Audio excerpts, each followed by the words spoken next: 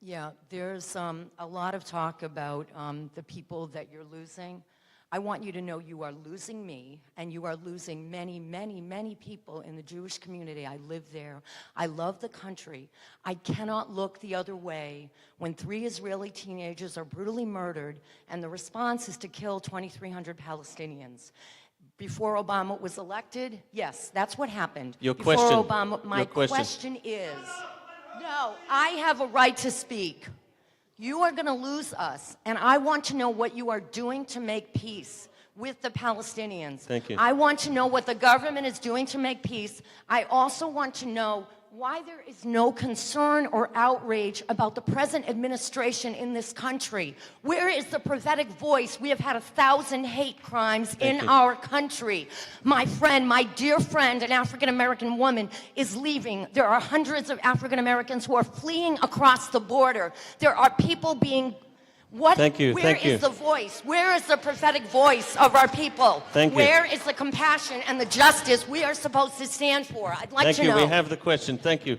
Who would like to respond? I would be Rachel. happy to respond. Thank you. What's your name?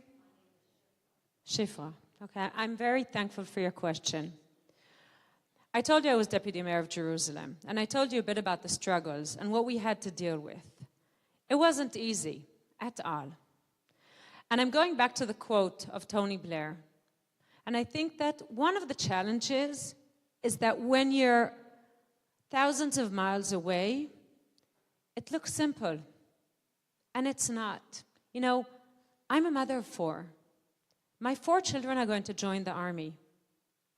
It terrifies me. That was my first thought when I realized that I'm going to have a son. After I had my baby, that was my first thought. To think that we enjoy living with terror and living with our rifles, we hate it. We all hate it. But we can't seem to find a solution that will keep us strong and sheltered. It's not around yet. Now, I think I know what the measures are. One measure is to build trust. And I can tell you we're doing it through economic cooperation. It didn't happen over the past 5 years, and this is something that we introduced, and I'm proud to say that the Minister of Finance restarted this cooperation. Number 2, it's a challenging situation where the State of Israel, we came back after 2,000 years, people from all over the world, and we're still forming our identity. And the Palestinian community, their identity, they're also forming their identity. And our identity, unfortunately, is more than anything that we need to stick together to survive. And the Palestinian identity is the Nakba. And the fact that they have to fight Israel.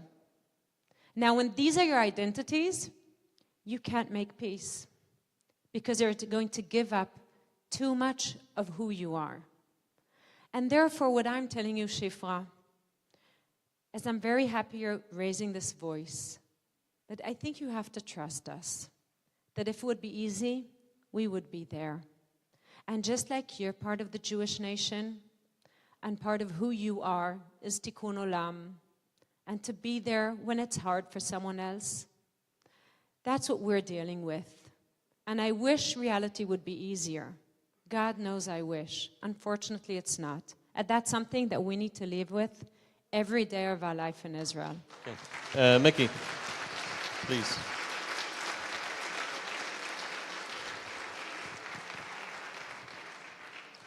I would like to tell you a very short story about a woman. Her name is Wafa. She's living in Gaza Strip. She was in her kitchen and the belungas, the container, exploded and she was born. And her family took her to hospital in Gaza Strip. The doctor said that they cannot help her. They need to take her to Israeli hospital. So they took her to the checkpoint and they give her help. They took her with the Israeli ambulance to Beersheba hospital. And the doctor did a surgery, a lot of surgery, and he stayed in hospital 6 months. The Israeli government paid for her. When she finished and she go back to Gaza Strip, they give her a permit to come back a few times just to check her. Sometimes when she need to come to the hospital to check her, the Hamas somebody from the Hamas come and speak to her. You have no chance to marry. Look, how do you look? Because she was born, and you have no chance to marry. So you need to go to the trauma room again and explore yourself with the doctors and the others. So they give her a suicide belt, and she went to Beersheba Hospital. The Shabak agency give us the alarm and stop her before that. We need peace, but before that, we need our security. That is what the important. Thank you. Thank you. Ayelet.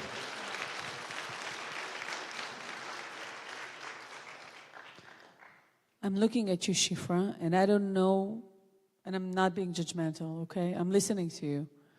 I don't know what your first childhood memory is. My first childhood memory is the alarm going off of the Yom Kippur War, and my father going to the army for 4 months to defend the borders of Israel. He was in the Golan Heights for 4 months. When he came back, I didn't recognize him because he had a beard and his glasses broke. When I gave birth to children, I think my first thought was, how do I make sure that their first childhood memory is not the alarm going up and down? And you know what, Shifra? My children's first memory is the alarm going up and down in Tel Aviv because of the missiles going over from Tzuk Eitan, from Gaza. That's my first childhood memory, and that's my children's first childhood memory. I know. No, that's okay. This is not the Israeli parliament. This is taking it easy for a moment because this is a difficult question for each and every one of us. Because from Amir in the right to me, who's probably the most left-wing person here in the room, there is no doubt we all want peace. And I will tell you another thing that is very, very important for you, being someone so concerned with freedom of people. Do you know that Israel, for the past 5 years, has been taking care of the wounded in the Syrian border at the expense of the Israelis who come to the hospital every day?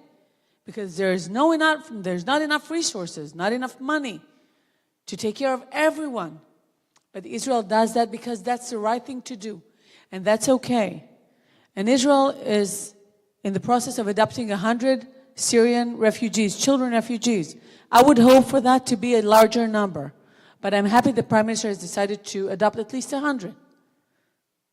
So please, take another deep breath. I know it's difficult sometimes, but take another deep breath before you tell us the 3 young children, 16-year-old, are assassinated, and then 2,300 Palestinians are assassinated without remembering for 1 minute that a lot of them were held as a civilian shield to the Hamas. The Hamas chose to put them there. Palestinians chose to put them there in hospitals, in schools, without any regard to their lives. So please, take a deep breath before being so judgmental. I know it's difficult sometimes. Thank you. Amir.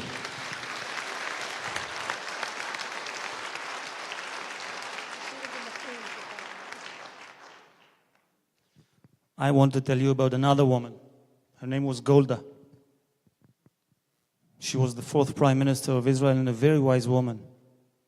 And she said, when the Arabs would lower their guns, there will be no more war.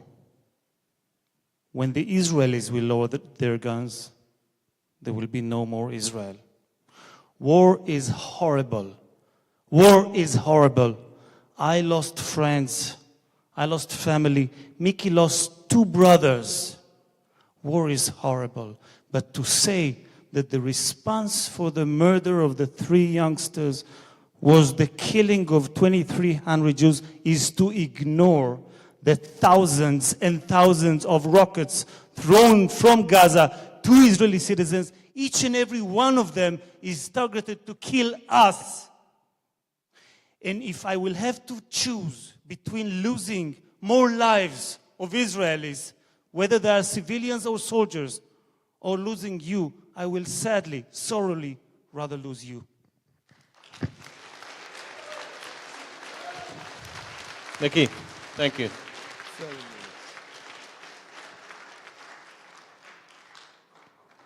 I talk about when I was commander of Jerusalem Police District. Excuse me, Shifa? Okay. We never thought we were. Okay. And I'm talking about 52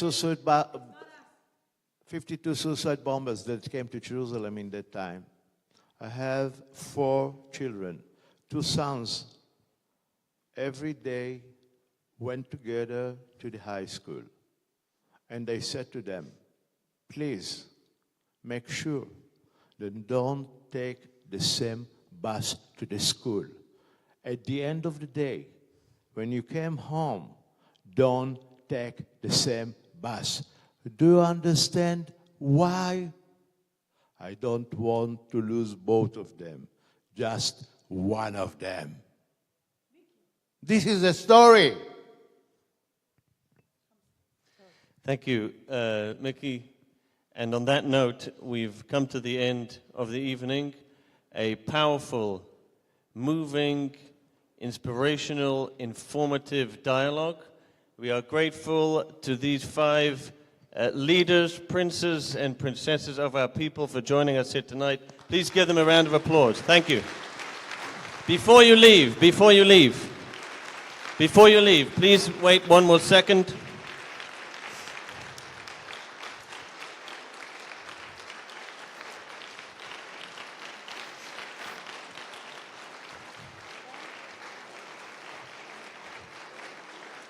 I would like to thank all of you for making the effort to come out here tonight to participate in this program. To Congregation Kehilat Yisrael and your inspiring leader, Rabbi Hamilton. And of course to the many co-sponsors and other organizations that participated in this important event. Thank you and have a good night. I would like See to you say next something. year. I would like to say something. Okay. Thank you from the bottom of my heart, and I think I speak on behalf of all of us, to the Ruderman Family Foundation for making this opportunity possible. This is a connection that we will all make sure to maintain. Thank you, Limor. Thank you, Jasmine. Thank you, Jane Shira. Thank you for the wonderful children of the Ruderman family. Thank you. Thank you all.